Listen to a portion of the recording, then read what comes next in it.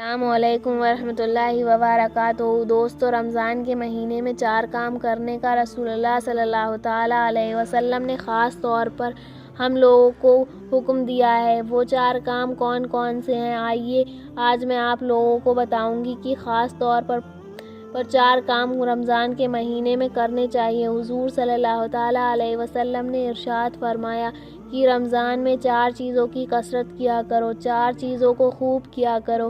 2 باتیں تو ایسی ہیں کہ تم اس کے ذریعے اپنے رب کو راضی کر سکو گے، اور 2 چیزیں ایسی ہیں کہ تم ان سے بے نیاز نہیں ہوگے سکتے، یعنی ہماری ضرورت کی چیزیں۔ پہلی 2 باتیں جن کے ذریعے تم اللہ تبارک و تعالیٰ کو راضی کر سکو گے، وہ 2 کام کون کون سے ہیں؟ لا الہ الا اللہ کی گواہی دینا اور استغفار کرنا۔ 2 چیزیں جن کی ہمیں کثرت کرنا چاہیے اور جس سے اللہ راضی ہوتا ہے۔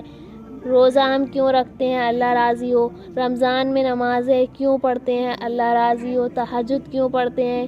جتنے بھی عبادت کیوں کرتے ہیں؟ اللہ راضی ہو۔ تو اللہ کو راضی کرنے کا پہلا طریقہ لا الہ الا اللہ کی کثرت، یعنی روزے کی حالت میں لا الہ الا اللہ پڑھنا، چلتے پھرتے اٹھتے بیٹھتے لا الہ الا اللہ محمد رسول اللہ، لا الہ الا اللہ محمد رسول اللہ، کیونکہ یہ لا الہ الا اللہ جو ہے نا، یہ بہت پاورفل ہے۔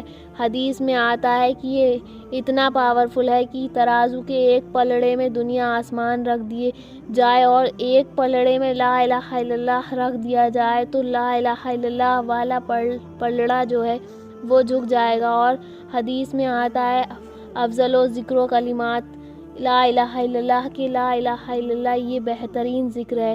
اس لیے آپ جب فارغ ہوں، بیٹھے ہوئے ہوں، کام کرتے ہوئے، دکان پر بیٹھے ہوں، بزنس کرتے ہوئے، تجارت کرتے ہوئے، روزے کی حالت میں لا الہ الا اللہ اور اس کو بھی اچھی طریقے سے یاد کریں۔ لا الہ الا اللہ اپنے مسجد کے امام صاحب سے، مولانا صاحب سے اس کی اچھی طرح سے یاد کر لیں۔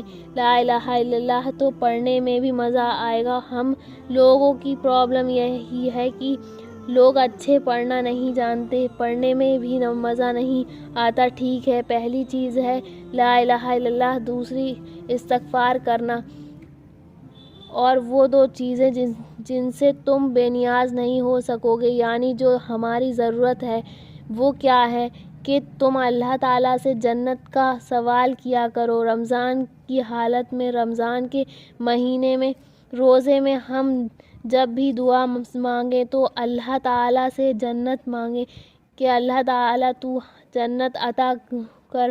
حضور زیادہ جانتے ہیں کہ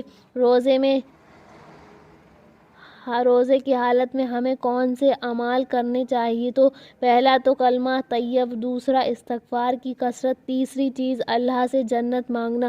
تو اللہ سے جنت مانگنی ہے اور جہنم سے پناہ مانگنی ہے۔ تو یہ 4 چیزیں ہیں جن کی حضور صلی اللہ تعالیٰ علیہ وسلم نے ہم سے سب لوگوں کو، اپنی امت کو تعلیم دی۔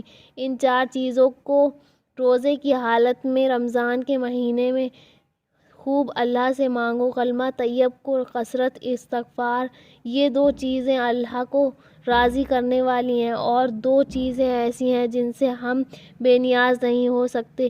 جنت مانگو، جہنم سے پناہ مانگو۔